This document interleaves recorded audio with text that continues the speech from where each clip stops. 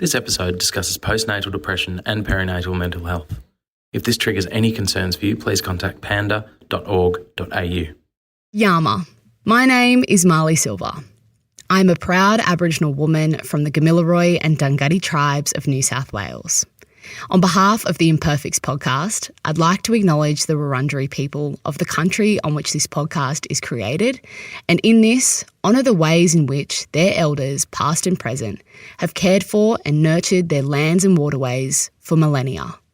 I extend this acknowledgement to all Aboriginal and Torres Strait Islander people connected to each of the hundreds of countries that make up the continent of so-called Australia, and any of my brothers and sisters listening to this episode. I pay my respects to our leaders and knowledge keepers past and present. I find strength in our survival for over 60,000 years and acknowledge that sovereignty was never ceded. Always was, always will be.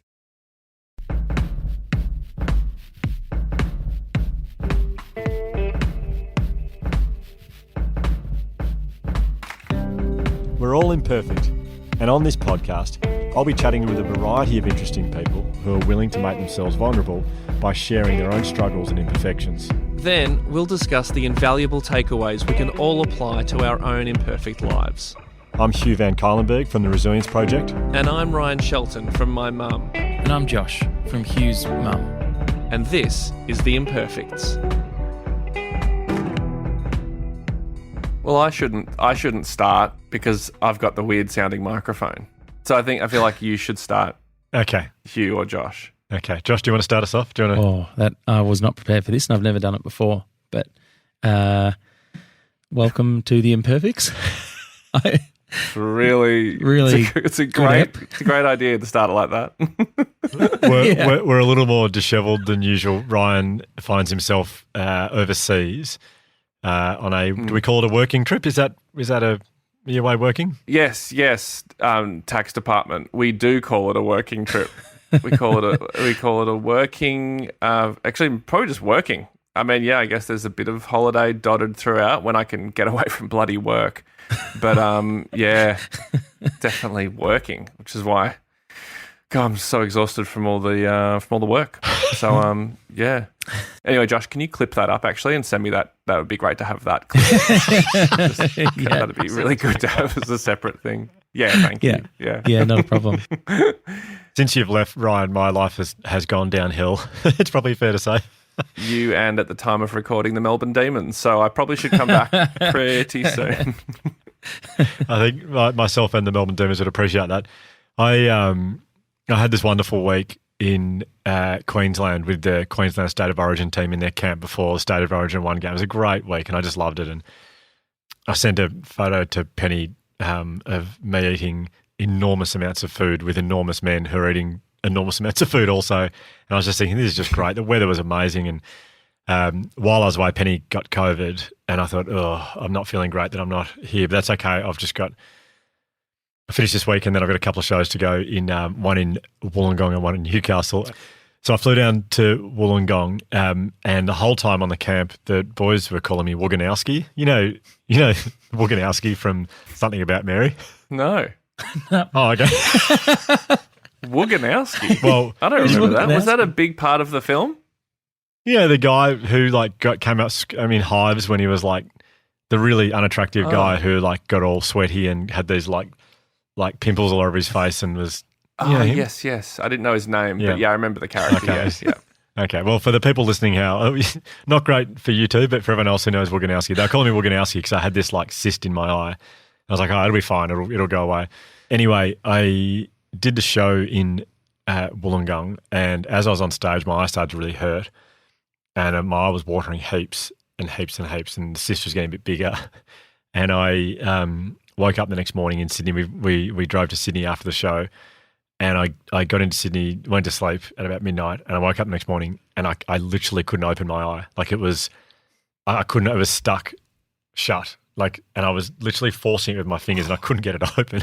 It's completely stuck. Well, it's like at least it was because of the cyst and not because of the other memorable part of Something About Mary, which would have been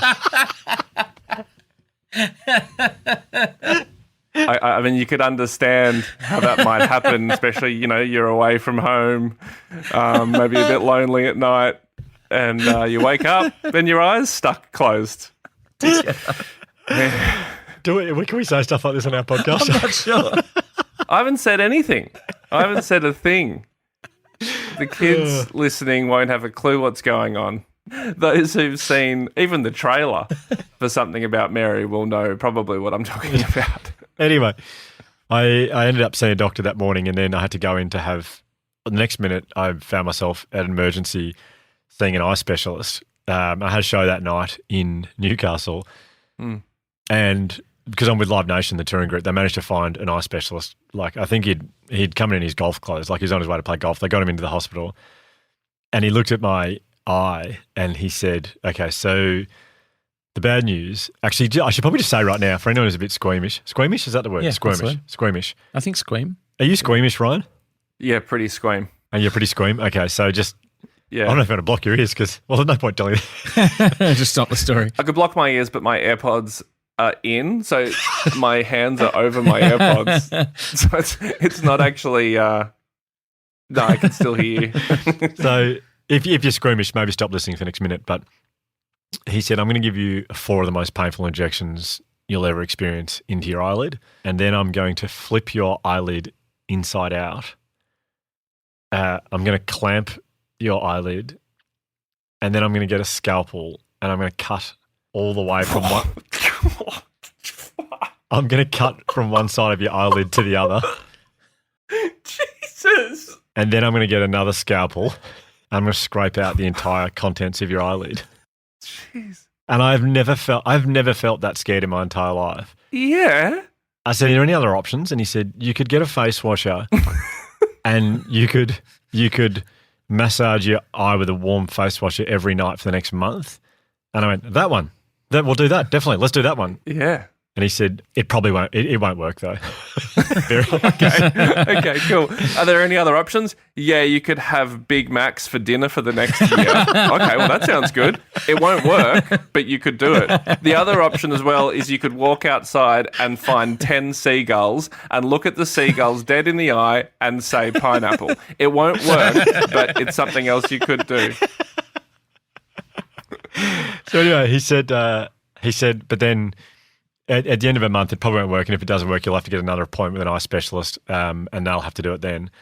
And I was sitting there just thinking, I have to do this. Like, I actually have to do this. And I just felt so unbelievably scared. And I said, Yeah. okay, can I have a bit of time to think about it? And he said, what's your hesitation? And I said, what's your hesitation? God, that's someone who's become way too comfortable with 3 scalpels, was it? And cutting across the eye. Hey, what's your problem? So I've run you through, and then I'm going to slowly slice your head clean off. Sorry, doctor, I'm just going to stop you there. I am a little bit reluctant. It's like, really? Why? It's a simple procedure. So he said, how come? And I said, I just feel really scared. And he said, yeah, look, I will be very honest with you. This is an extremely uncomfortable procedure. And I just went, oh my God. And so I said, okay, let's just do it. Well, I said, how long? He said, you'll be out of here in 15 minutes. And I went, okay, let's do it. So I went and lay down in this other room. And I was petrified. I just felt so sick. And I'm watching all the stuff like the needles and the scalpels coming out. And there's a lady came in and the nurse said, do you want to hold my hand for this? And I said, I think I'll be right. She said, if you change your mind during it, I'm just here. So and then he said, just a reminder, this is going to be extremely painful this next little bit. And I went, okay, thank you. Yep, no, I haven't forgotten what you just described to me. I'll never forget what you still in my head. Anyway, now, just a reminder, Hugh, I am going to cut your eye open. Remember when I told you that? Yes, I do remember that. It's hard to forget. Anyway, he got the needles out and 2 injections into the outside of my eyelid. And as he did it, I thought, well, this is definitely the most painful thing I've ever experienced in my entire life. And I was really struggling. And then he said, okay, so this next bit, I just need to let you know this is the worst part. and he pulled my eyelid down, and the needle was going like it was going into my, as it was going to my eyelid, I was trying to look up to just look away, to not look at it. And he said, hard not to see it when it's your eye. yeah, but he said, but please look straight ahead. Please look at the needle. Please look straight at the needle, please. Wow. So I watched this needle go into my eyelid, and it felt like it was going behind it was ridiculously painful. He did 2 of them. He then flips it inside out, and I went, oh, whoa, I can feel that. And he said, yep, you are going to feel a lot of this. I'm so sorry. I'm so sorry. The needles don't do anything. Yeah. Oh, that is hell. He then gets a clamp. He then cuts all the way across my eyelid, opens it up, and then starts, and blood went everywhere. Like, it is going all. I cannot even imagine. I cannot believe they're allowed to do this. Like, this seems like a procedure from like the early 1900s when it's like, now just to let you know, I do have to do this. You got a 50-50 chance of getting through it, but that's no other option because it's 1905. Okay, cool. Let's go, doc. It did feel a bit like, as I was lying there, I was going, this has just escalated. This has gone from me thinking, hopefully I'm going to go in there, he's going to go, I'll give you a few drops and we'll open up your eye. 10 minutes later, he's cutting my eyelid open and scrapes everything out and then puts an eye patch on, and it was really traumatic. I got in the car. My tour manager was waiting out the front in the car for me, and it was a new tour manager while I was in Sydney. I didn't know him, and he was going, what is going on with this bloke? Anyway, I got in the car. I was so traumatized, and I had to do I had in my schedule to do 2 radio interviews in the car on the way to Newcastle, and I was so traumatized I didn't think to cancel them. And so I just did these. This guy was just driving me, and I was like, eye patch on, like had an ice pack over the eye patch, and I'm doing these interviews, and he's like, do you really need to do this? I went, yeah, I said I'd do it. Anyway, so I get to Newcastle, had the eye patch on, and about 5 minutes before I went on stage, I took off the eye patch, and blood just went everywhere, covered, like it just had pooled in the eye patch or whatever. And I went on stage, and as I went on stage, I started to feel quite unwell, and I thought, I guess I'm a bit traumatised from what happened today. Went back to the hotel room. Penny had been at home with the kids all week with COVID back at home, so I was like, I just can't wait to get home tomorrow. Well, I don't know if can't wait to get home is the accurate description of how I was feeling, but I need to get home tomorrow. Yeah. I didn't feel good when I woke up in the morning. I was like, I'm still traumatised from this thing. Got on the plane, and I just started sneezing so much on the plane, and I was like, oh, God. It was really hurting my eyeball, by the way, to sneeze. That was one thing. But the person next to me was just looking at me like, oh, shit. And I was thinking, no, I'm fine. I've done a COVID test twice a day for the last week, which is true because of the State of Origin camp. And I got in the car back in Melbourne, and I tested positive for COVID. And I went home. Elsie had COVID. Penny had COVID. My eye was killing me. I was so sick with COVID for the next week. It was just... So anyway, long story short, my life has gone downhill since you've gone away. I'm surprised you got COVID because you got vaccinated in your eye. So I would have thought that would have been more effective. Yes. Anyway, so that's... With that, here's Australia's golden girl, Libby Trickett. Hope you enjoyed the episode, guys.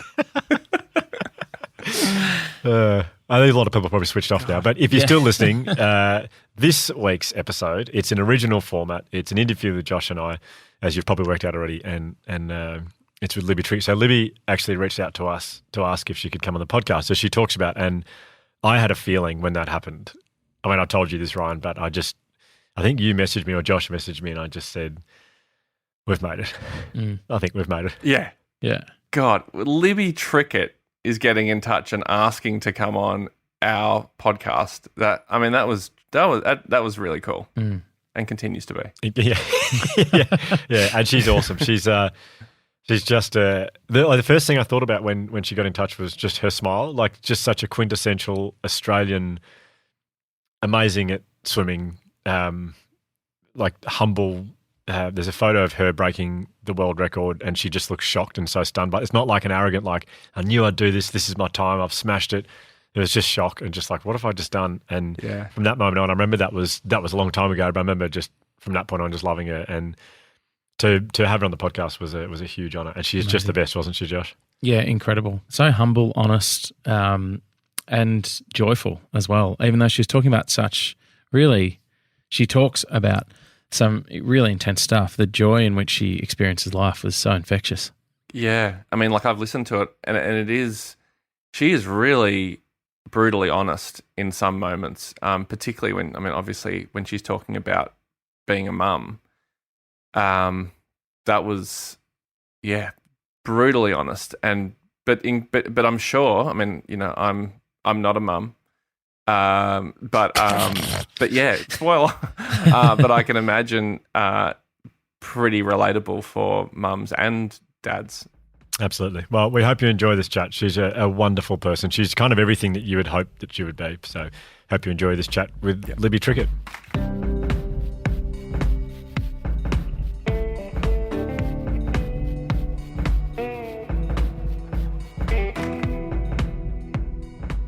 A very, very warm welcome to a legend, an Australian legend in Libby Trickett.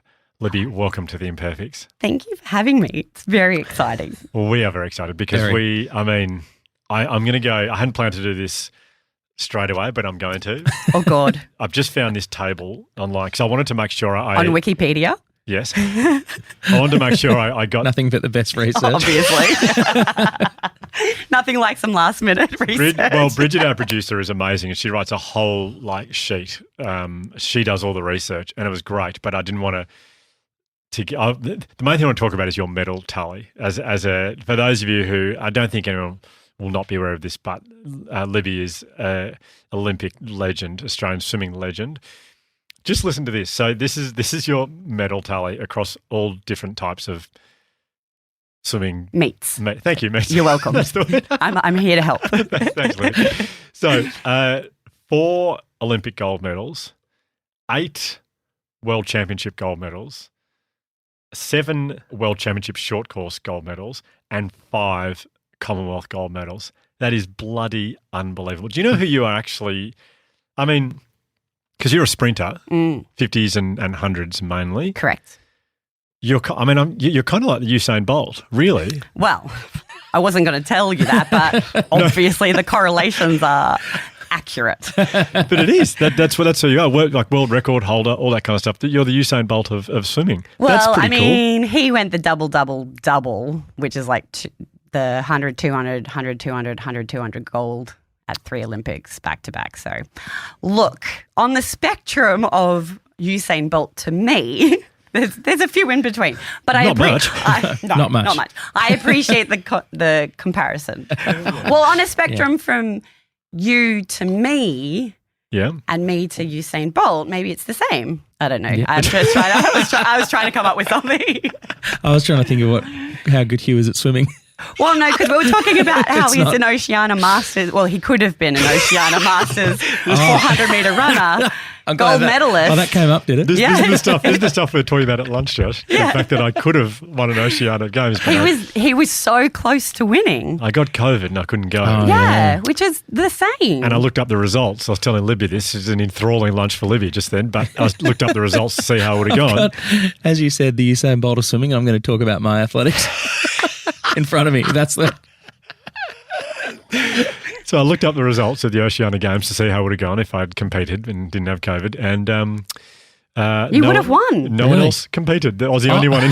I would have flown to Mackay.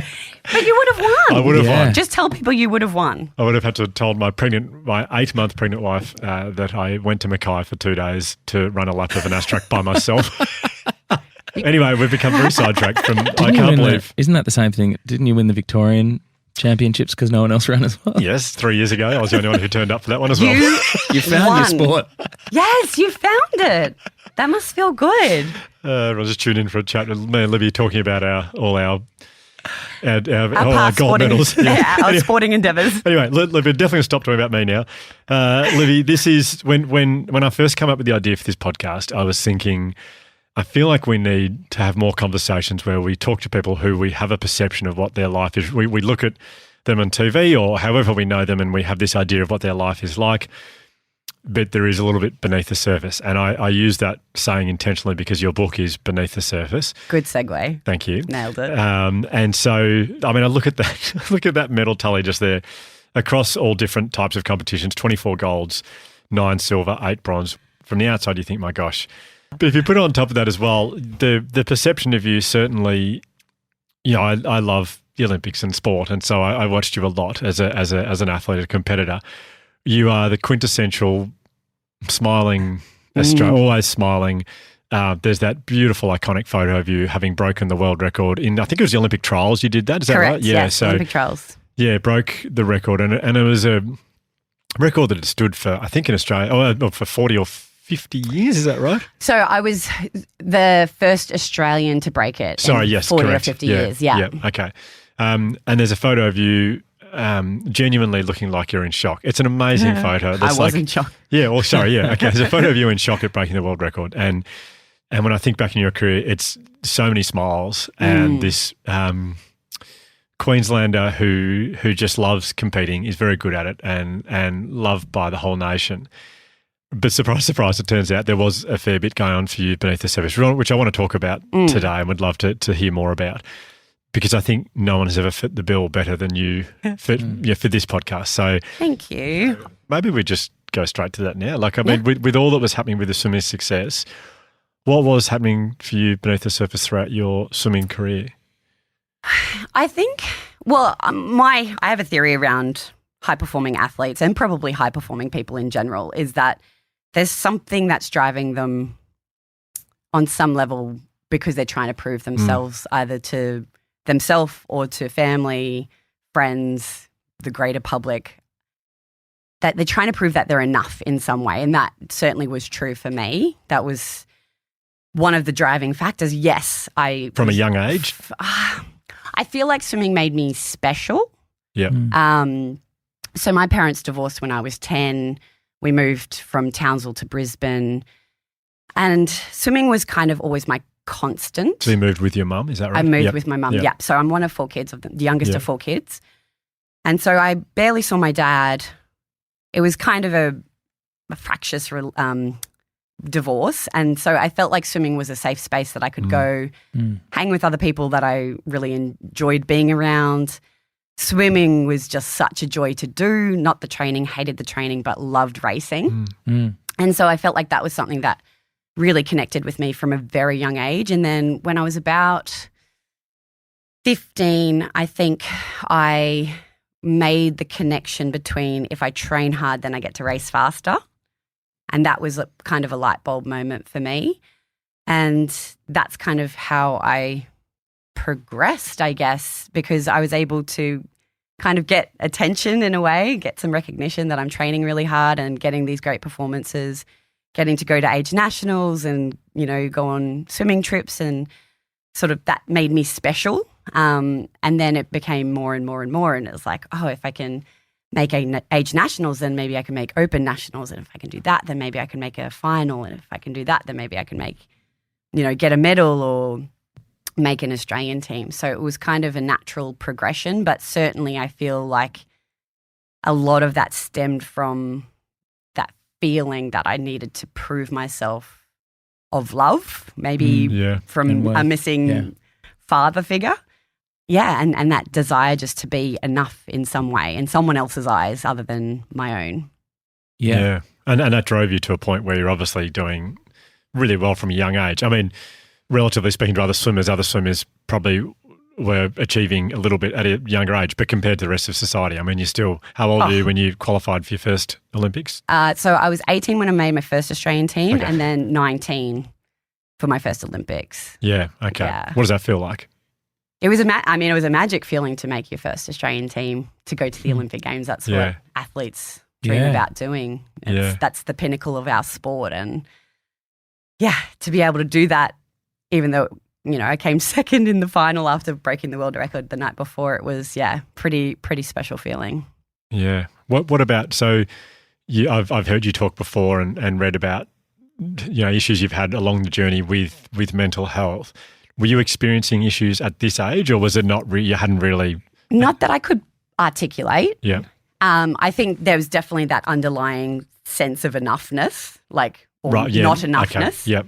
Which was definitely, it has to be apparent at that age, because otherwise why are you training 35 hours a week to, swim up and down a pool?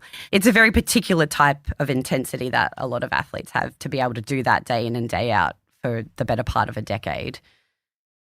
I think the first time that I started to have glimpses that it was something a bit more concrete and serious was in 2007 after the World Championships in Melbourne. It was my best meet to date. I won like 5 gold medals at that particular event. A couple of days later, unofficially broke the world record for the 100 freestyle again, racing Michael Phelps. I was the first woman to go under 53 seconds. It was this amazing moment in my life. And then a couple of days after that, I got married. So it was like this massive high, but then very quickly fell into what I call, what I can see now as a depressive period. I found it really difficult to go to training. I actually withdrew from one of the teams to go on a European competition tour. I just really struggled to just even do the bare basics of what me as an athlete needed to do. Yeah. And this was 12 months out from an Olympic Games. So it was probably about 3 months there that I started to realize that something was a bit amiss. But again, I didn't have the words or the language around that to articulate that to anybody. And my coach just thought I was kind of, I don't know, bludging or something, I think. Because again, he didn't have the language either. And were you trying to hide it from people, or you? Nobody would have known. Yeah. But I was binge eating and I was doing a lot of things that were, I can see now, were very self-harmy. Yeah. In, a fairly benign sense when you're still training a fair amount. It doesn't make that much of a difference, but definitely had issues around emotional eating and things like that. But it wasn't until 2009 when I retired for the first time from swimming that it really came to a head, and I really started to understand that I had kind of an underlying mental health issue. Again, when you're training 35 hours a week, you have so much kind of endorphins and happy hormones flooding your body all of the time. So I think it masks a lot of things, and you're also very routine, you're very structured, you're in relatively good supportive environments. There's a lot of framework there that kind of keeps you in a relatively safe space. Yeah. But then once those frameworks come down, it's clear to see the people who have mental health issues and those who are kind of doing okay. What does it look like day to day for you at that period of your life when you feel like you have a depressive episode? Is it, like you were saying before, this second time, is it struggling to get out of bed, or is it not wanting to be around people? Is it after I retired the first time? Yeah. Yeah, so really struggled to get out of bed, really struggled to understand my value to the world. If I wasn't swimming, if I wasn't contributing on that level to Australia, in inverted commas, then what was I? What was I doing with my life? What was my purpose? What was my passion? How can I value myself when all I've known is, touching the wall first? Like, that was the way that I could value myself. And if I didn't do that, then I was shit. Yeah. And then also taking away those structures, the routine, training 35 hours a week, knowing exactly, I was telling Hugh earlier that I can still recite my weekly training program because it's so entrenched in my brain because I did it weekly. She actually did it so to the absolute letter of how long each session was. Were you comparing training programs? Sort of, yeah. Thought so. I've given them some training tips for the next Oceania Championships. If you've got a competitor, this is what you should. Correct. Exactly. Yeah, next time. Sorry to break your flow.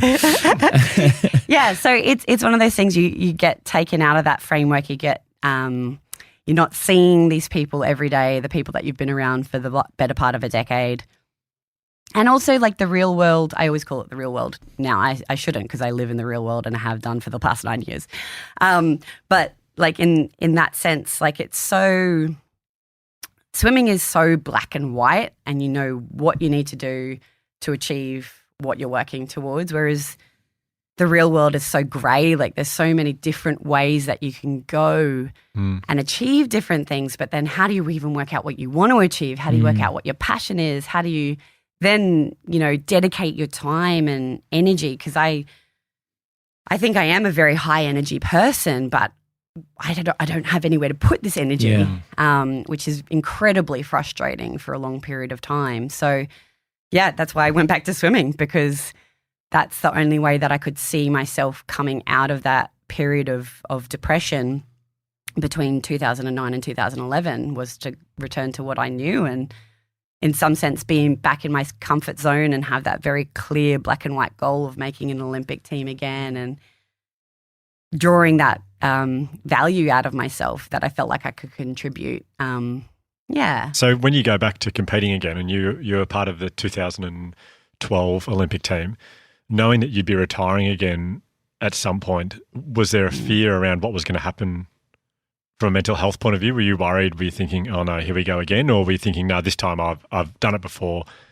I would never have retired again if I could have had the choice. Yeah. It's such a joy and it's such a, I don't know, there's something really special about being in the water and gliding through in this powerful, beautiful way. Mm. So I actually had every intention of going to a fourth Olympics. I wanted to go to 2016. I was like, I'm going to make the most of this comeback. Like I feel like I still have great swims in me. But then I injured myself. I actually had a full scapholunate tear in my wrist. And I just knew, like I was 27. I had already, 10 months out of the water. It's funny how the world works or how the universe works, however you want to describe it. But I think that was a good thing. I think it was a blessing that I ended up getting injured because I don't think I would have made the decision myself that easily. Okay. Yeah. And I think I was as ready as I was going to be to retire again.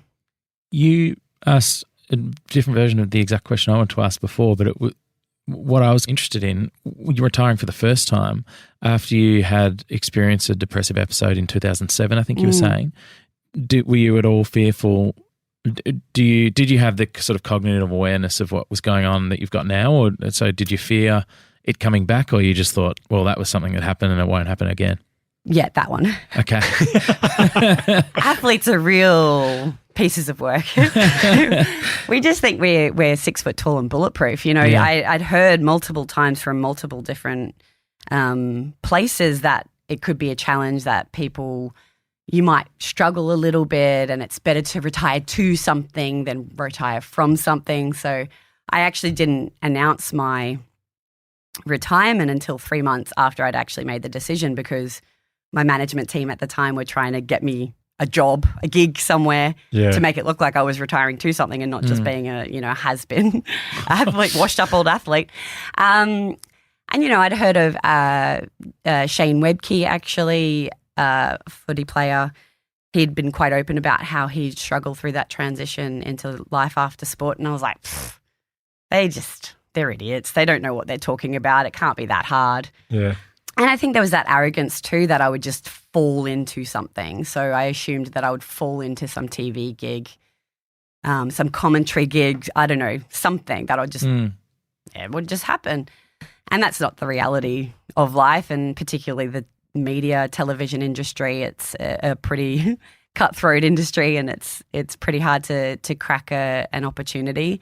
And also, when I did try it, I realized that wasn't for me. That wasn't what fit who I wanted to be in this world, and because that environment wasn't a positive thing on my mental health as well. So it's a process, but I definitely didn't anticipate how much it would impact my mental health retiring from the sport.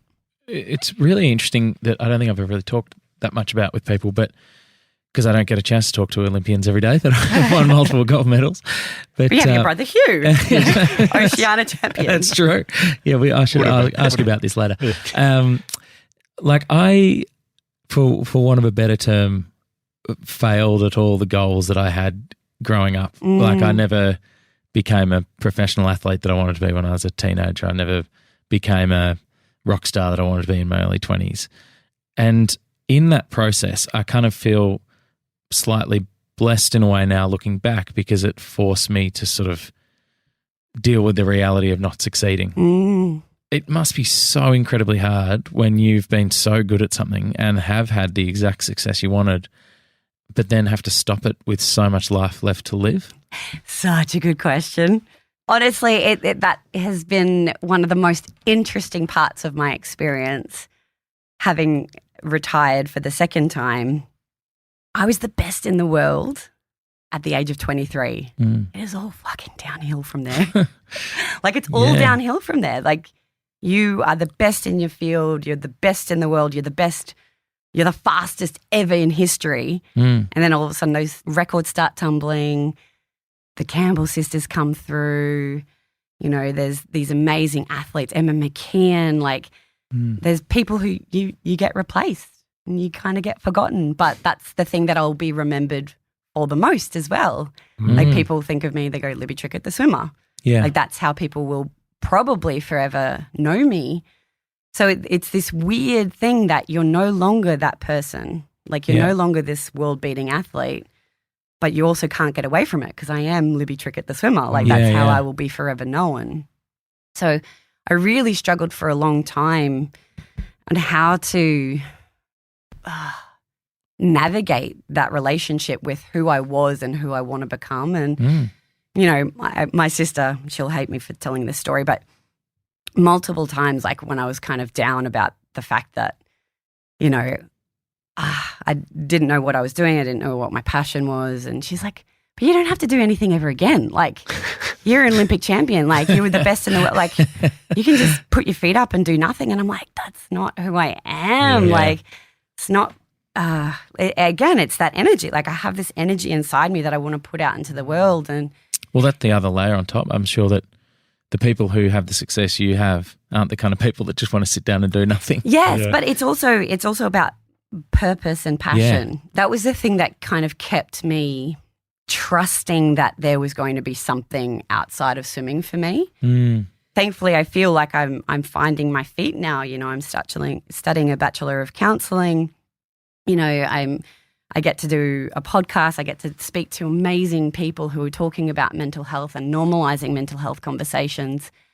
And that's the stuff that really lights me up. And it's funny because a lot of people would assume, and I assumed for a really long time, that swimming was my purpose in this world.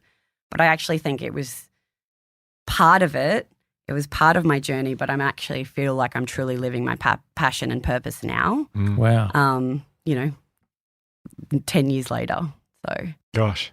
So I want to come back to what you're doing now because it's really amazing and we need more people. I mean, this is what you just said before, like the profile that you have adds so much to the work that you're doing as well. So yeah, it helps, which is funny because like I'm an average person. I've just managed to find something that I was good at a really young age and what I worked hard at, obviously. Yeah, of course. Obviously that was part of it. A little bit of hard work. A little bit of hard work, definitely. Only 35 hours a week. Yeah. But. Is there, can I just go back to when you're competing, is there an anxiety, now this won't resonate with a single one of our listeners really, I don't think, or be relatable, but is there an anxiety attached to being the best in the world at something? Like you're kind of on edge thinking, is someone going to come and knock me off this mantle, or is there anxiety attached to that? It's a good question too. I feel like it's an anxiety around proving yourself again and again. And then, you know, once you get one gold medal, it's like, can I get another one? Can I make another Olympics? Can I get better? Can I get another world record? Can I go even faster? So I think that's where the anxiety played in for me. And it's funny because I wouldn't have had the language around anxiety. I actually didn't think I was an anxious person for a really long time until I had kids, and then I realized that I am a bit of an anxious person. But again, it comes down to those frameworks and the routine that I create in my life helps me feel safe and helps me feel comfort, which I think is definitely part of why I felt comfortable doing what I was doing in swimming, because everything's routine, everything's structured. Your whole life is planned for the next 4 years. You know, I still feel like I work in 4-year cycles, like Olympiads, because I don't know, that's just kind of how my brain has created comfort for me.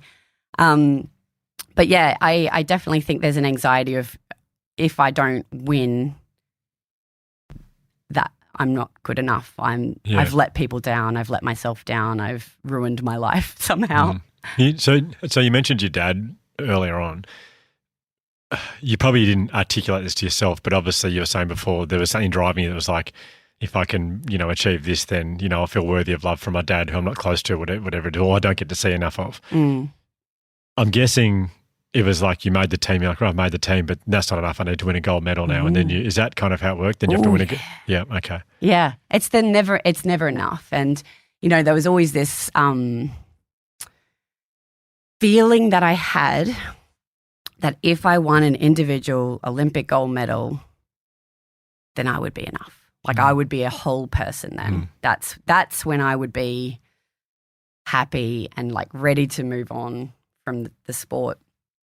And it's so funny because I had the most beautiful race in the 100 meters butterfly. Like I've never felt more sick before a race. I literally was trying to spot all of the garbage bins on the way to the marshalling area because I felt so physically sick. So I was worried I was going to vomit everywhere. Got into the marshalling area.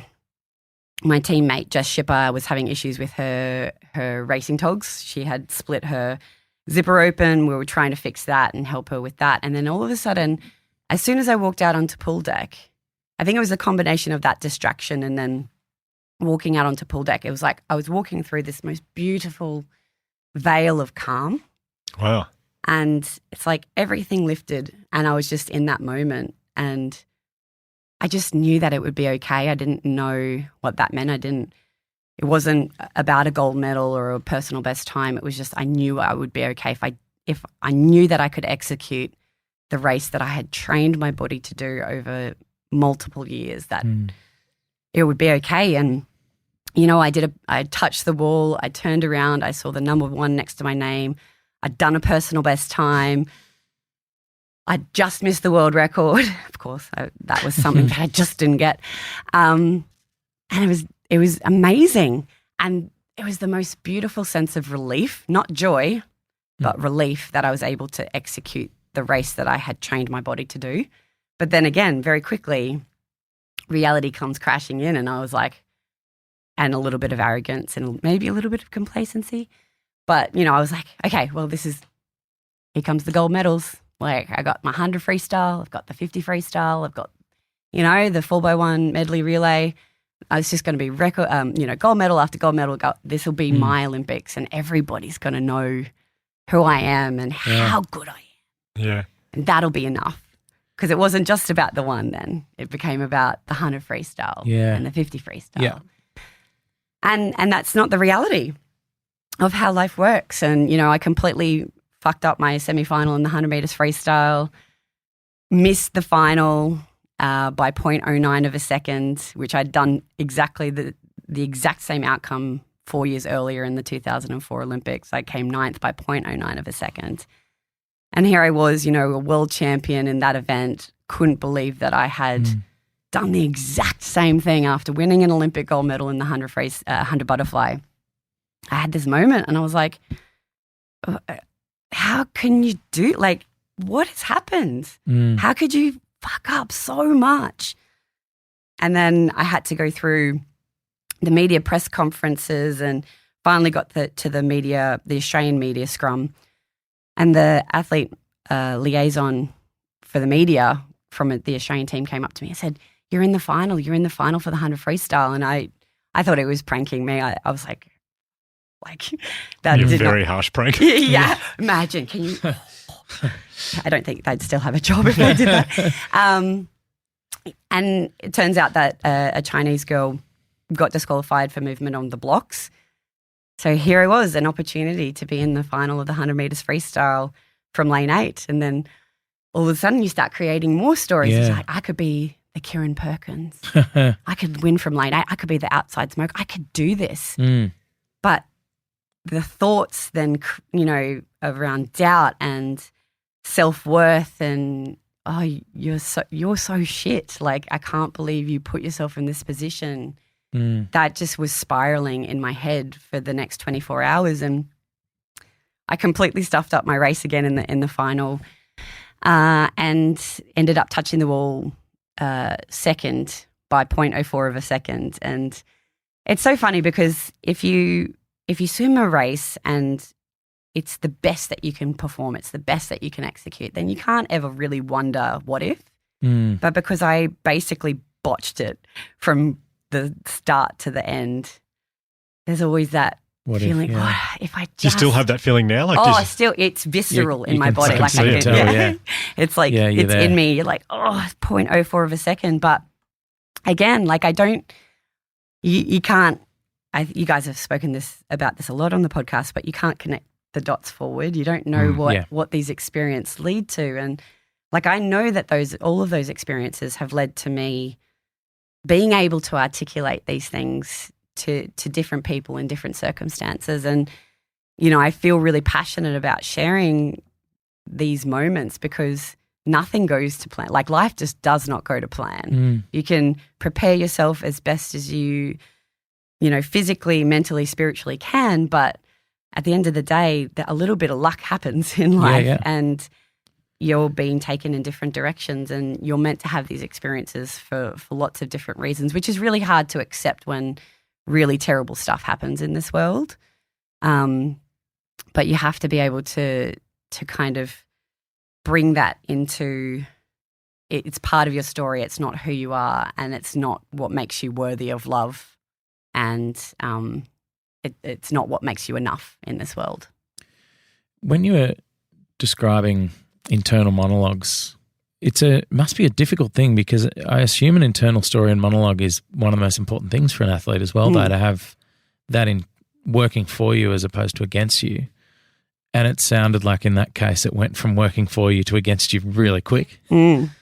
How do you... It's one of my skills. Thanks for noticing. That and swimming. How do you reconcile that? Like, when you meet, do you work with athletes these days? Do you talk with, because it must be a very common issue for people. Yeah, it's such a fundamental part of the preparation, which, is why, the work that the Resilience Project is doing and, Ben Crow and all of that mindset is so important because you can train your body to within an inch of its life. And, at the end of the day, everyone's standing on the blocks, the starting blocks of a 100 meters freestyle final at the Olympic Games. Like, you've trained your ass off to be in that position, and the difference will come down to mindset. It struck me when you were talking about the life you're living as a professional athlete, sort of the routine, the food, the physical work, all those endorphins flying around. It really is sort of the amount of damage that could be hidden under the surface there. Again, to reference the book, Beneath the Surface there. You guys are good. That must be, it's no wonder that so many professional athletes, when they stop, have mental health issues, 100%. Not just because of the fact that they've lost that focus, but who knows what was happening prior to that was being hidden by all this incredibly healthy lifestyle that was being lived. The entire framework is gone. You don't have, you're told what to do, when to do it, what to pack, when to be at the airport, when to be at training. I retired at the age of 27. So, for the majority of my, early adult life, I was just being told what to do, and I could do it bloody well. I could do it with my eyes closed and even go beyond what you were asking me, especially, in the training pool. But I had to make my own decisions around making my own routine when I first retired. That was really hard, which seems so stupid now that I'm, I still feel like I struggle to get into routine, but I know how important it is, and I know how important exercise is for me. Talking about mindfulness, like, that's how I am mindful, because I'm not someone who can necessarily sit for 20 minutes twice a day and say Om while meditating. My meditation is through movement, and swimming is certainly a huge part of that for me still, but you're removed from that environment, which makes it really challenging. Yeah. So what you described swimming as there, for you, the structure, the routine, decisions being made for you, that to me kind of sounds like the opposite of parenting. Oh my God. You've got 3 kids. Yes. What did it do to you? I mean, your first Poppy, is that right? Poppy, yeah. So, yeah. How are you through that whole, it's the most, everyone will always say it's the most amazing thing that ever happens to you, and it's the most incredible, most beautiful thing.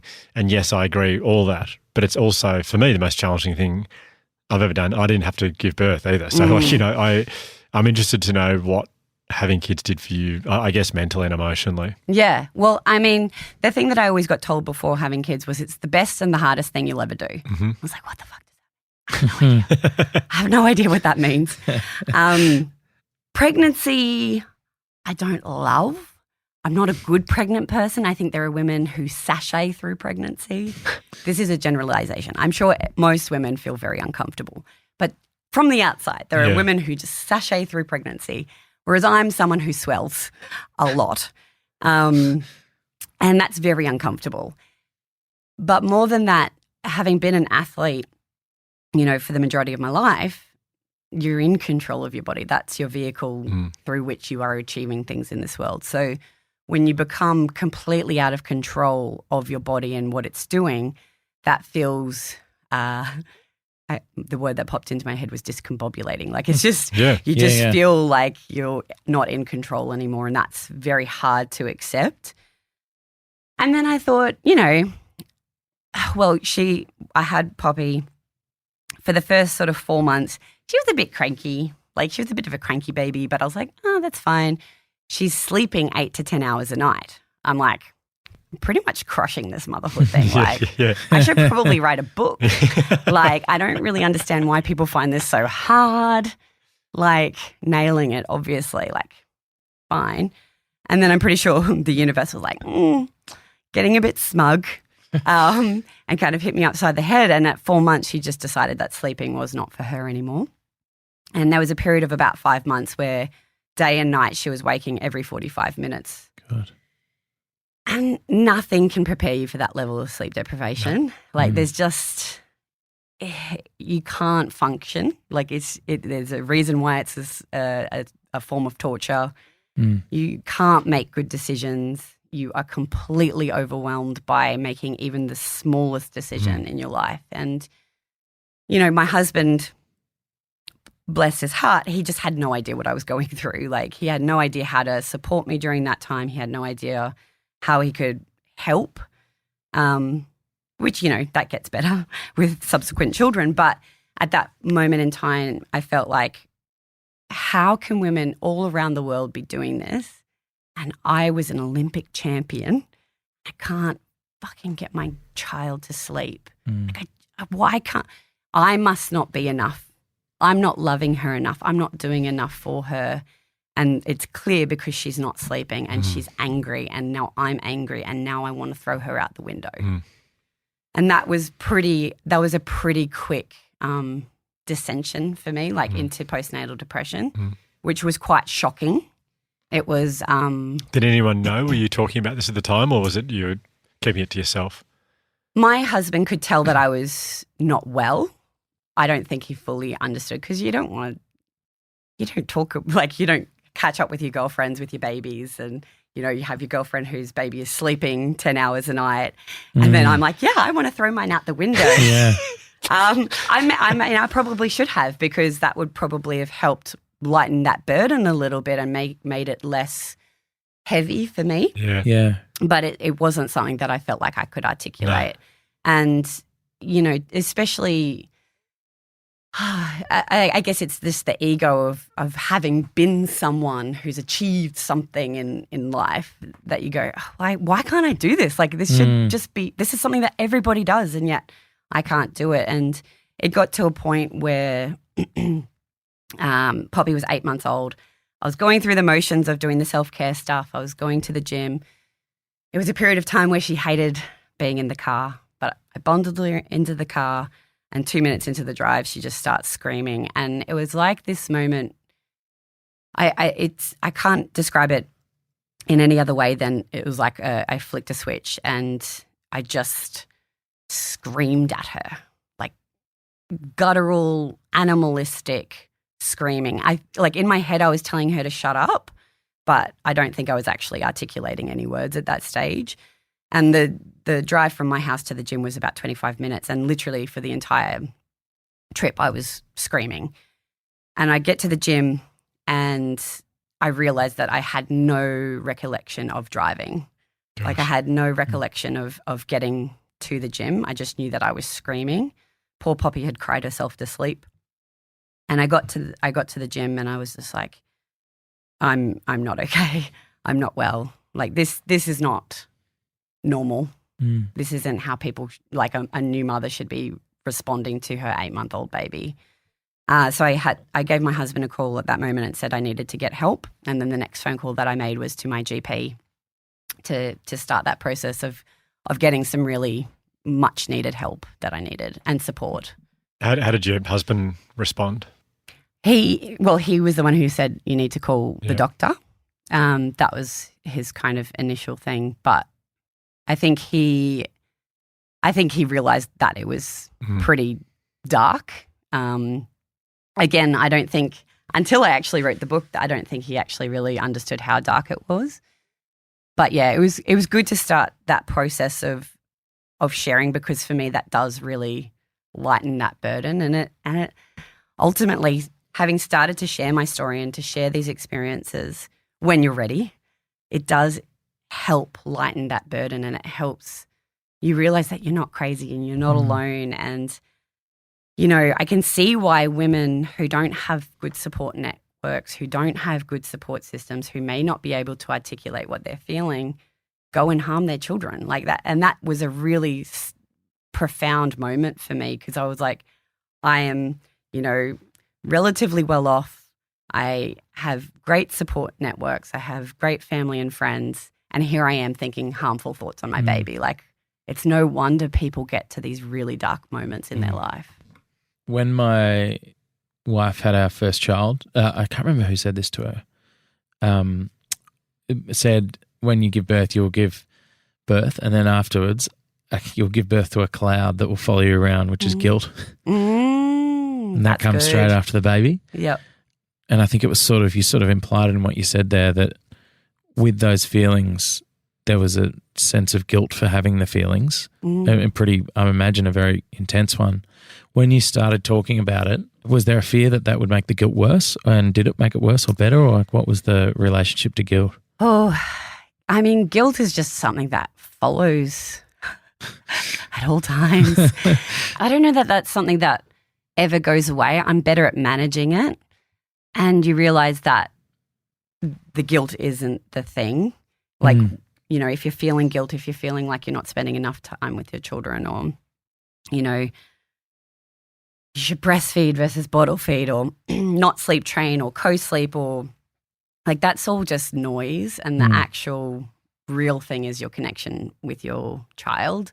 Yeah. And only you can know what that is. Yeah. And only you can know what you feel comfortable with. Yeah. You know, we recently hired a nanny at the start of this. Well, oh gosh, she's been around for probably 2 years now, but she's sort of full-time at the start of last year. Yeah. And by full-time, I mean 4 days a week. But I felt a lot of guilt and shame around that, because I'm like, oh, well, you're very fancy and that's what fancy rich people do, and how privileged are you? And, you know, here you are getting help with all of, you know, your childcare stuff, and you still find life hard. Like, how shit are you? And like, there's this. Jeez, it happens quickly, doesn't it? Oh, fuck. It's ridiculous. But it does. It follows you around. It, and the reality is that you have to be able to see it for what it is, understand it, be able to articulate what that feeling is. Or, you know, for example, if I'm feeling, I have this argument with my husband a lot, like if I start picking at him, or, you know, saying something that I'm frustrated with him about, like, it's understanding that the underlying thing is I'm feeling disconnected. Yeah, wow. Like, I'm feeling not connected to Luke for some reason, or I'm not feeling connected to my oldest or my middle. I feel like I'm not spending enough time with them. And then I look at what I've been doing, and maybe even when I am with them, when I do have that time with them, I might be on social media, or I might be distracted, or I might be doing some work emails. And so it's understanding, is that guilt feeling true? And if it is, then what might be contributing to that? But it's all about managing it, because most of the, like, we're all doing our best. Yeah. Like, at the end of the day, we're all doing our best with the resources and the tools that we have, and that needs to be enough. At Yeah. some point, that needs to be enough. That's a great answer. It's it's difficult. There's no shortage. I think it's, from what I understand, about 1 million times worse for women, but there's no shortage of people that'll make you feel like you're not good enough as a parent. Yeah. And that was something I really faced with Poppy, because I was very much that kind of attachment parenting and co-sleeping. And I've co-slept with my 2 youngest children. I tried to co-sleep with Poppy. I've also done sleep training. I've done everything. Yeah. And you can be judged on all of them. Like you're not being safe if you're co-sleeping, and you're not loving your child enough if you're sleep training. And, I have breastfed and I've bottle fed, and there's lots of reasons to feel guilt around lots of things to do with parenthood. But at the end of the day, we're doing the best that we can, and that has to be enough. Yeah, for sure. Yeah, the judgment with the way you choose to raise your child has always blown my mind. And I remember experiencing it from a very young age with it. So Penny, both births so far, she went completely drug-free and just... Which has been my dream. Well, it was just, I still don't know how that happened. But I remember telling someone, or we told people, or she told people, and it was like this, it was a real... I couldn't believe the judgment that came back at us for that. I was like, hang on a minute, she just... But that's exactly right. But there's judgment if you opt for an epidural. It's, a judgment if you opt for a cesarean. Yeah. I had a deep sense of shame because I had an emergency cesarean, or what I like to call a surprise cesarean, for my 3rd girl. But, there's so much shame and guilt around whether it's drug-free or you did drug-free, that's you good. It's so ridiculous. It's also it's also struck me that we're not at our best. Like, everyone knows, a lot of the people are being quite judgy in these circumstances. No one's at their best. Like, it's often in this, like, you hear about mothers groups or other young parents, and everyone's sleep deprived. They're all doing their worst. I mean, their best, feeling their worst, and then get together and judge each other. Yeah. It's like, your baby's not crawling yet? Yeah. Mine's starting crawling 2 months ago. Yeah, but I'm now getting judged by someone who's really struggling themselves and is not putting their best foot forward. It's like it's not a healthy... Yeah. It can be a wonderful thing, young parents sharing, but it can also, it feels like it's sometimes not coming from a great place. So when you find a village of people, particularly women with other women who lift and support you, magic happens. Yeah, that's the dream. And that's something that I've certainly felt like I found in the last 2 years, is that village of support, of people who get it, who know they're not judging you. Like, they're like, use a fucking dummy, like, co-sleep, sleep train, breastfeed, don't breastfeed, whatever. Like, whatever works for you in your life in this phase, the path of least resistance for right now, to help you get through each moment. Because early childhood, early parenthood, I should say, really, that's hard. Like, it's hard stuff. You'll notice Josh and I have sort of lingered on this topic for a bit, just because both of us are expecting babies in the next few weeks. Weeks away. It's helpful. Very helpful. Yeah, very topical for us right now. Front of mind. It is. Can we just talk about this for another hour? Any more advice? Help. Yeah. It's funny just hearing you talk before about how you kind of feel like when you're being challenged, you're thinking, but I've won a gold medal. I was the best in the world at something, so I should be really good at this. Or I'm living that at this very moment right now. I've never been the best at the world at something, but I do run a program which helps kids with their mental health and helps families with mental health. And you fucking crush it at it. Oh, that's very nice. Thank you. And I occasionally will get stopped by people saying, I just want to let you know this has helped my kids or whatever. I, at the moment, am really struggling to help my own son. Like, I'm finding it very hard and so I'll have these experiences during the day where I'll go and, I was up in far north Queensland the other day. We had like 2,300 kids in this huge auditorium presented to all, and it was just such a beautiful session. And I had, some teachers come up to me to introduce me to a couple of autistic kids and said, these kids have just loved that so much. It's really special for them. Can we stay in touch? And we have a photo, blah, blah, blah. And then I get home and I feel like with the smallest issues, I can't help my own kids. And I go through the same thing in my head of like, apparently you're helping a lot of people, but you can't even like, are you a fraud? Like, you're not the real deal because you can't help the people you want to help the most. Yeah. And so I've kind of living that on a much smaller scale than you do, but I'm living that right now. And so when you were talking about that, I was thinking, gosh, it's not a nice feeling when it's like the achievement is really great, but then you've got to separate it from other areas of your life and go, that doesn't mean I have to be the best at everything that I'm doing. Well, it's being kind to yourself, because when you're living life every day and you're doing the monotonous wake up, bath time, bedtime, brush your teeth, eat your food, like when you're doing that day to day, like that's heavy and tiring, and especially when you feel like you're in a place where you can't connect or you're feeling disconnected or you can't get through to one of your children, let alone all of your children, that's heavy, so heavy. And that's why we just can't go around judging people, because we just don't know what people's lives are behind the scenes, like it's just not reality that everyone is happy all of the time, which is why I share so much of the shit parts of my life on my social media, because I think we need to not just show the highlight reel, because that's not reality of life. Like the reality and also the joy in life is poking fun at the hard parts.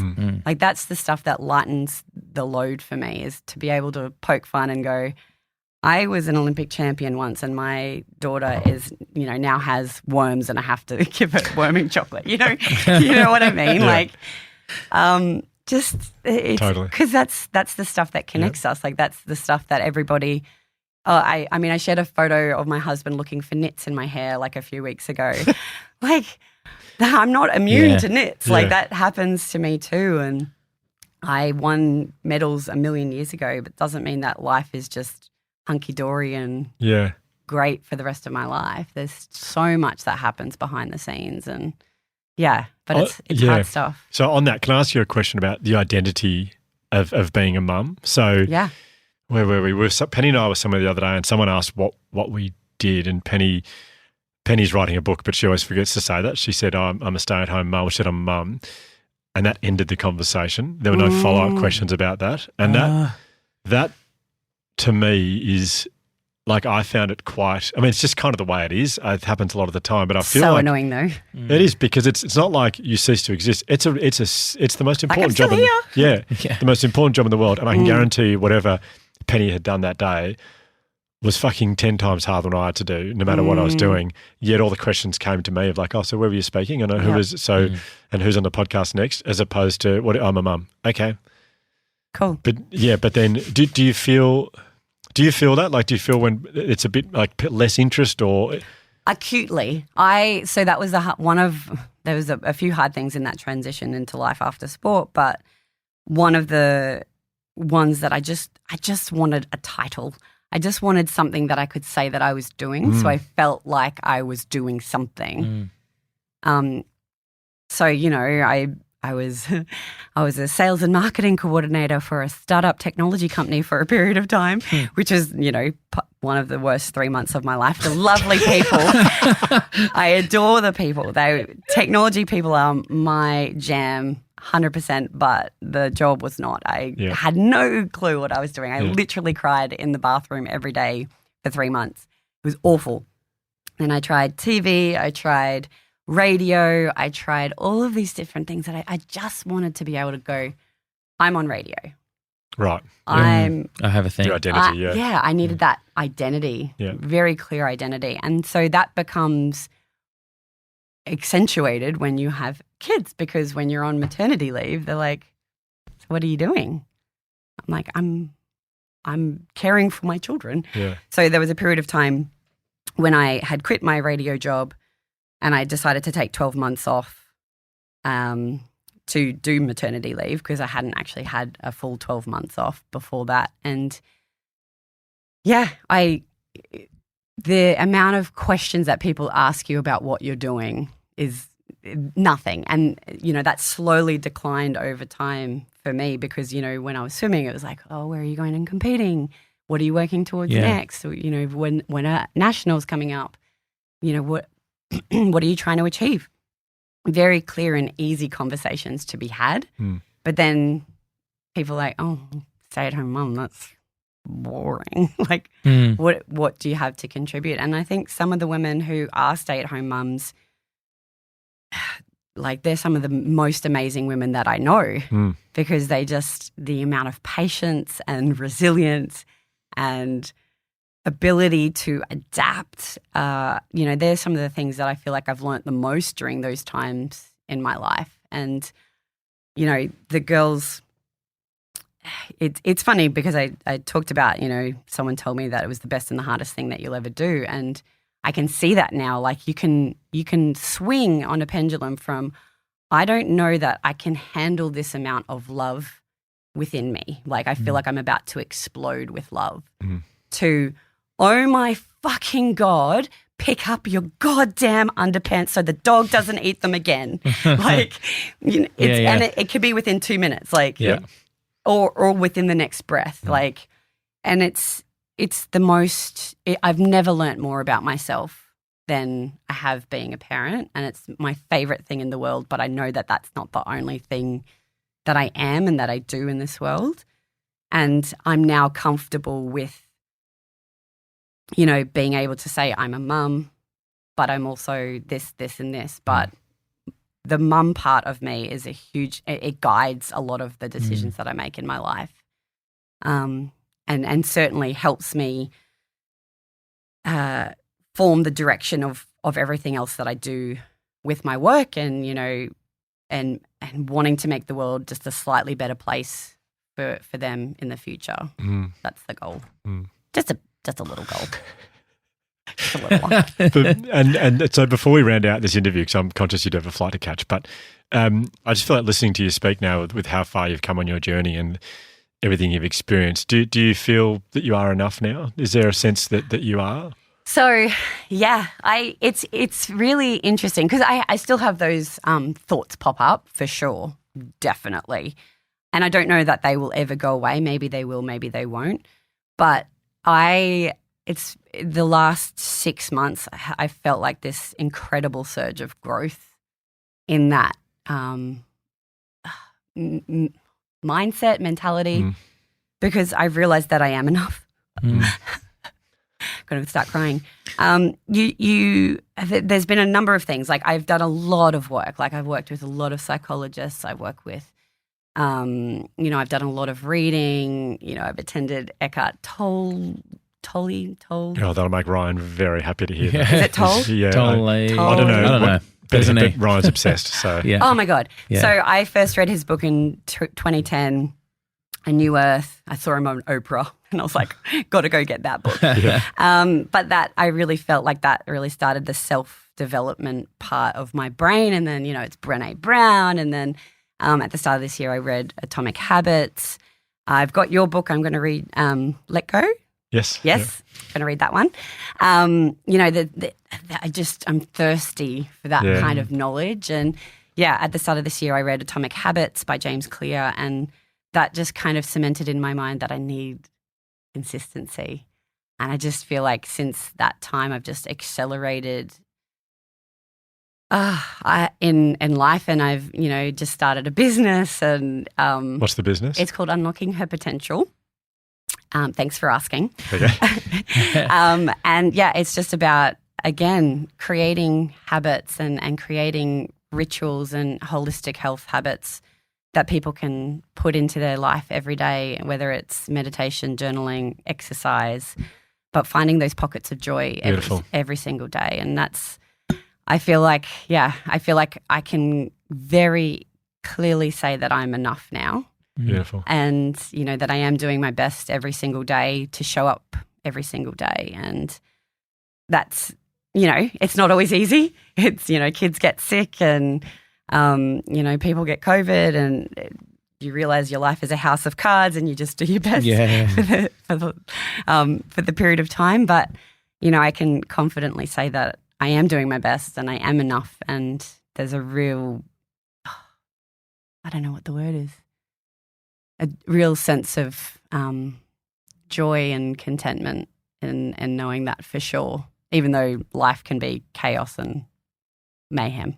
Well, that kind of seems the whole point of it, doesn't it? Like when you were looking for a sense of self through a gold medal. Like a gold medal is about as close to perfection as there is, and you didn't seem to get that sense of self, whereas the way you've just so beautifully described your life is everything. Like it's the chaos, it's the joy, it's the beauty, it's all of it. It's all of it. And being able to accept that. It's the full spectrum of the human experience, right? Yeah, is where you find yourself. Yes. Yeah. Yes. It's a great place to finish the interview. So good. Yeah. You guys are amazing. So you're amazing. You're amazing. You're amazing. No, you're amazing. Your sister-in-law is amazing as well for bringing us a present as well. So I know. Can big shout out to you. A big shout out to your sister-in-law. Yes, thank you, Georgie, for Yes. our tea, which we're drinking. Yeah. It's lovely tea. Yeah. Good luck with it all, with the business, the book Beneath the Surface. The podcast is called All That Glitters. All That Glitters, yeah. So you're doing plenty, obviously. I feel like you've been on this remarkable journey, and you're now putting back so much into the world that, Libby, we feel very lucky to have met you today and chatted to you. Yeah. So thanks so much for joining us. Thank you so Thank much you. for your time. Thank you for having me. Absolute pleasure.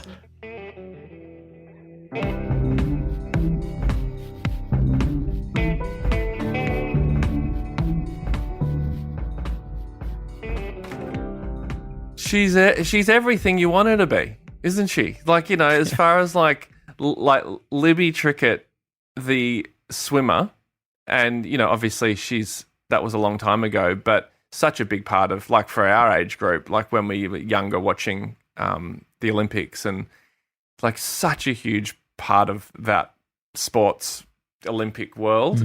And I can't believe I forgot how many medals she won. She was that's like mental. She's legit. Yeah, it's unbelievable. We had lunch beforehand, and I think the purpose was really meant to be so we could sort of get to know each other a bit and chat about the interview. But I felt sorry for her. I completely nailed her with questions about her training. I was so interested in exactly what she did at the peak of her powers. I wanted to know how long she trained for, what exact sessions, and she would say stuff like, I do 26, 44, 2 splits with a double turn 65-minute like something, and I go, no, I don't I don't understand that. Tell me exactly what that is. And she told me was all we talked about for like an hour and a half was, and she kept trying to go anyway. So yeah, thanks for having me on the podcast. I guess what I wanted to share was, and I'd go, hang on, no, yeah, but what was your recovery like? I felt so bad when we sat down for the interview. I was like, I've really given. That's not really what the whole point of that catch up was, but anyway, she's amazing. She's great, and I was very, very excited to hear her love of Eckhart Tolle. Yes. I think it's Tolle. Oprah says Tolle, so I trust her. Yep. And because I've always sort of felt like a bit strange about loving Eckhart Tolle, because he is a very spiritual man. I'm not strange, but just like kind of self-conscious, because it's a bit, people might think it's a bit airy-fairy. Until I listened to the new Kendrick Lamar album. Have you listened to the new Kendrick Lamar album by any chance? Upon your request, yes, I have. Oh, I haven't. There is literally audio of Eckhart throughout the album. Yep. He uses clips of Eckhart in the Kendrick does. So in that, I was like, okay, well, all bets are off. We can talk about Eckhart, and I can feel very fine about that. But what I thought I could do is, because she talks about, not being enough a lot, not feeling like she's enough. And a lot of that is kind of from Eckhart Tolle, and it is specifically about, and I'm going to try really hard not to steer out of my lane here, but I'm going to try and talk in terms that it's like, this is all Eckhart Tolle, obviously it's not me, but I'll try and relay it the best I can. So a big thing that Eckhart Tolle talks about is the ego, and what ego really is. A lot of us sort of know, we think about the ego vaguely as people who are driven by ego, who are very have a big ego, are people who are arrogant or overly confident. But the ego is way, way bigger than that, and way more prominent in our life than we realize. And Eckhart, 3 of the chapters in A New Earth are about ego, and they're life-changing. I've just highlighted a couple of quotes from it, which kind of relate to what Libby was talking about. The ego wants to want more than it wants to have. And so the shallow satisfaction of having is always replaced by more wanting. This is the psychological need for more. That is to say, more things to identify with. It is an addictive need, not an authentic one. And so that kind of that quote to me, because when she was talking about like being so down on herself when she came back from retirement, and she was so dark on herself for not winning gold in the comeback, I was like, you've already won multiple golds. You've already been world champion. But that's kind of what Eckhart is talking about, where it's like, because it's the ego that wants that gold medal, not her. She doesn't need the gold medal. Her ego just wants it. And it doesn't matter how many gold medals she wins, she's always going to want more. And because she'll never have enough, she'll never feel enough if she keeps going down that pathway. Anyway, I'm so fascinated by ego, and I'm actually so as you guys know, at the moment I've been like developing a new show, like a TV show, which is in very, very early stages, and very, very exciting as well. Yeah. Well, potentially, yeah, but it's very early, and even though it's a comedy show, but it's sort of about like one of the main themes of it is ego, and it's sort of talking about ego and my ego, and trying to kind of address that in some way. And so what I actually recently did, and I had no intention of ever sharing this with anyone, because it's really just for my own development of the show, I mean. So, but what I wrote is, this sounds dramatic, but I've called it Ego Manifesto, which is really like, it's kind of like it's me just using all the Eckhart stuff and then some other stuff I've read.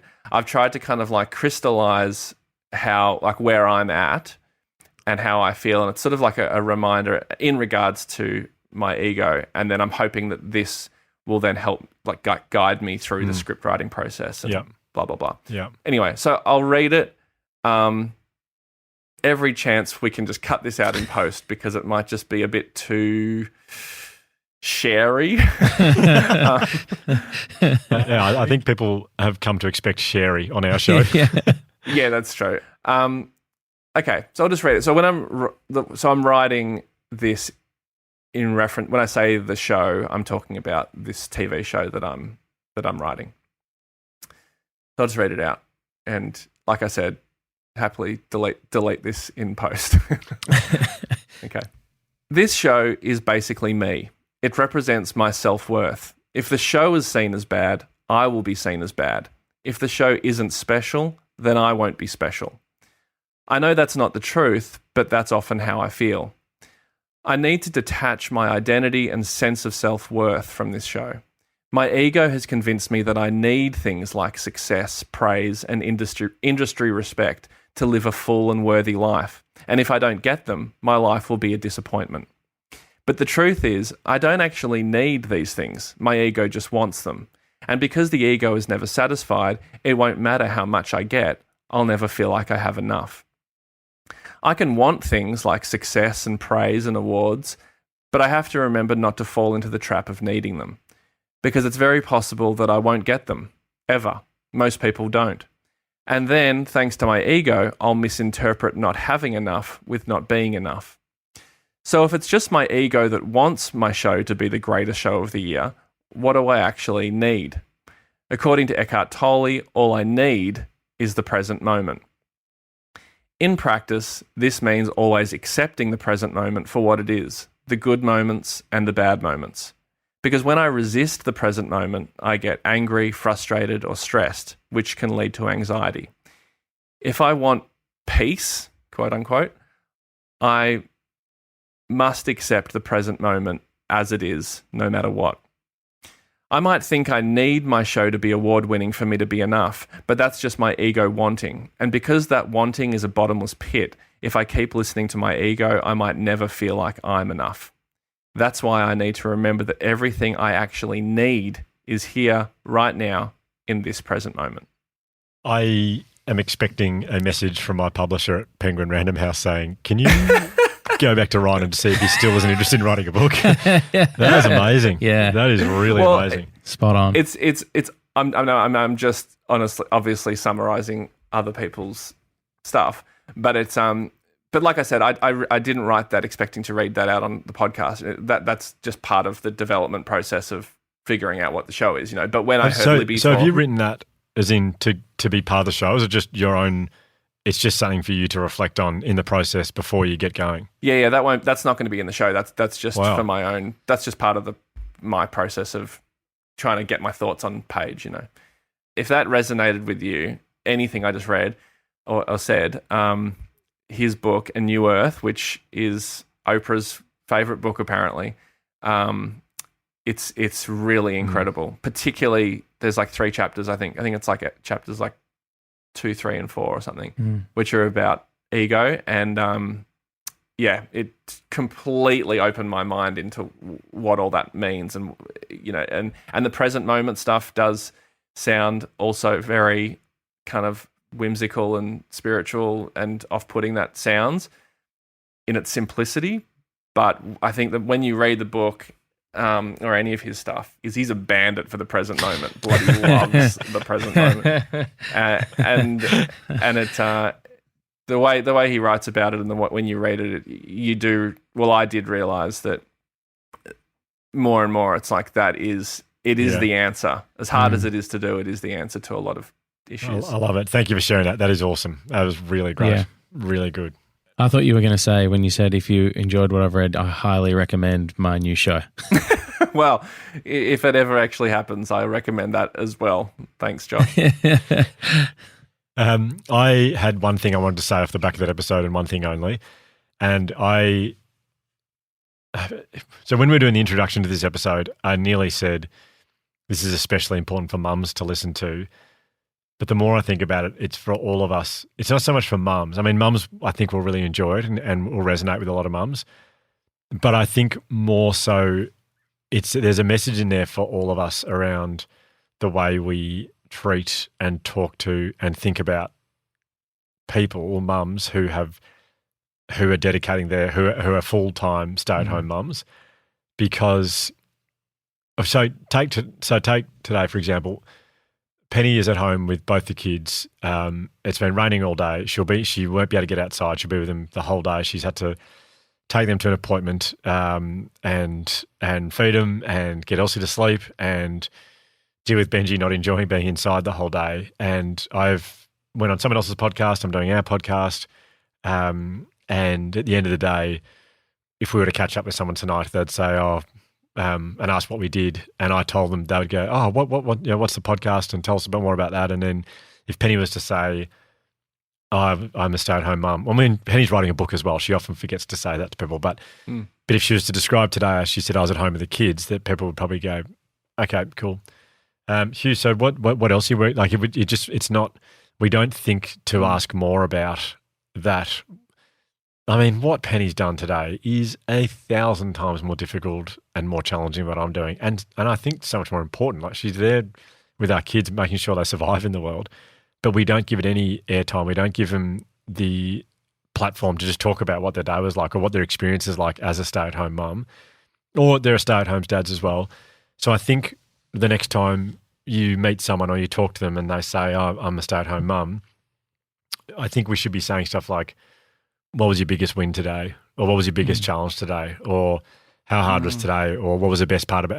And let them talk about it, because I feel like it's an identity that we don't give anywhere near enough respect to. And I've seen I see the look on Penny's faces when she says to someone, "I'm at home with the kids," and it's like she's invisible or she just didn't talk. It's just like there's not even what was that like? It's just, okay, well, that doesn't interest me. So I just think we've got to be better at really showing up for people who are dedicating their life to bringing little people into the world, because it deserves so much more than it's currently getting.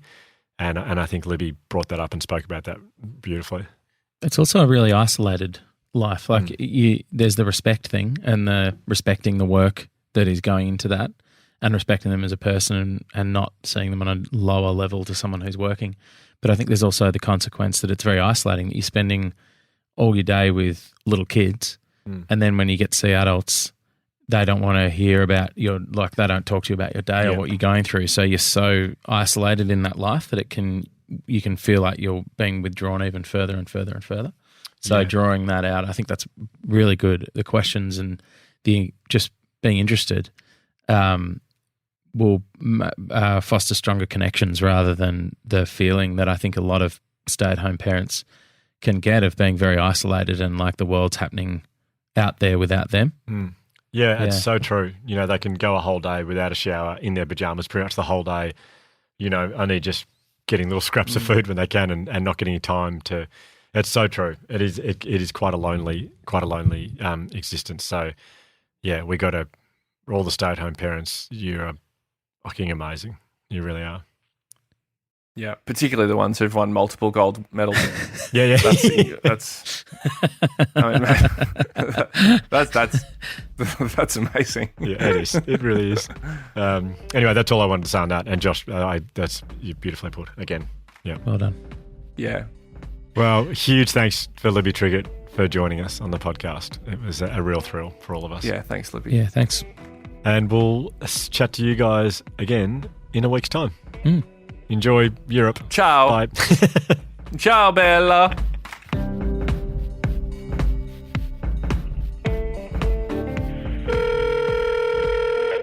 Hugh, it's Ryan. Hey, you know how I'm over in Europe, but I'm strictly working. You know how we discussed that, how I'm working over here?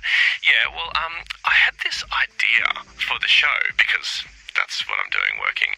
And I think it's really good because I think it would be like this science experiment, which we could then talk about on the Imperfects, right? Because you know how you're always talking about evidence-based strategies and evidence-based things. This would be purely for that, right?